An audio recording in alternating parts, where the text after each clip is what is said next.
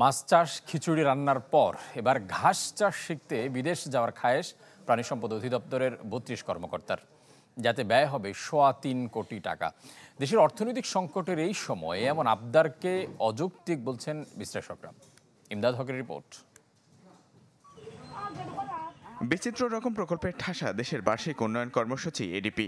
এরকমই একটি উন্নত মানের কাঁচা ঘাস চাষের মাধ্যমে গরুর পুষ্টি উন্নয়ন ও বাড়তি দুধ আহরণ। দুর্যোগকালীন গোখাদ্যের প্রাপ্যতা নিশ্চিত করতে প্রকল্প শুরু হয় ৩ বছর আগে, যা শেষ হওয়ার কথা আগামী ডিসেম্বরে। এই সময়ের মধ্যেই সারা দেশে স্থাপন করা হবে প্রায় ৯,০০০ প্রদর্শনী প্লট। অথচ এখন পর্যন্ত কাজের অগ্রগতি মাত্র ২৭%। তাই নির্ধারিত সময়ে শেষ না হয় বাড়তি চাওয়া হয়েছে আরও ১ বছর।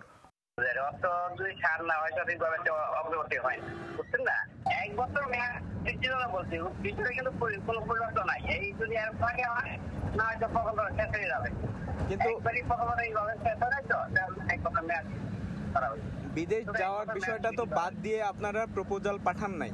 না।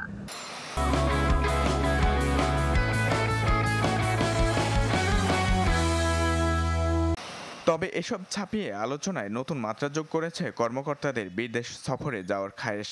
তথ্য অনুযায়ী এই ঘাস চাষে উচ্চতর প্রশিক্ষণ নিতে অস্ট্রেলিয়া, থাইল্যান্ড ও ভিয়েতনামে যেতে চান ৩২ কর্মকর্তা, যাতে গচ্চা যাবে ৩.৫ কোটি টাকা। অথচ এই ঘাস বাংলাদেশে চাষ হয়ে আসছে বহু বছর ধরেই। তাই পুরো ব্যয়কে অযৌক্তিক বলছেন বিশ্লেষকরা। এর আগে আমরা দেখেছি যে বিদেশ সফরে বা ট্রেনিং করতে গিয়েছেন এবং আসার পরে হয়তো তার পোস্টিং অন্যত্র হয়েছে বা রিটায়ারমেন্টে চলে গিয়েছেন। কাজে সেখান থেকে কিন্তু আমরা খুব একটা বেশি সুবিধা অর্জন করতে পারি না। কাজে বিদেশ ভ্রমণের ক্ষেত্রে বিশেষ করে সরকারি কর্মকর্তাদের তাদের বিদেশের ট্রেনিং বা বিদেশ ভ্রমণ কোনো প্রকল্পের ক্ষেত্রে আমি মনে করি একটু সতর্কতা অবলম্বন করা উচিত। মূল বিষয়টা হচ্ছে বিদেশে যাওয়াটা হচ্ছে তার একটা সুবিধা, কিছুটা অর্থ পাবেন, কিছুটা প্রমোদ ভ্রমণ হবে রাষ্ট্রীয় অর্থায়নে। এই যে মানসিকতা, এইটি এক ধরনের প্রাতিষ্ঠানিক রূপ লাভ করেছে। এটাকে এখন পরিবর্তনের তো সুযোগ। আমি মনে করি যে অন্তর্বর্তীকালীন সরকারের সময় এগুলোকে সম্পূর্ণভাবে নিয়ন্ত্রণ করে দৃষ্টান্ত স্থাপন করা হয়। ১১৮ কোটি টাকা ব্যয়ের প্রকল্পটি নেওয়া হয় সম্পূর্ণ রাজনৈতিক বিবেচনায়।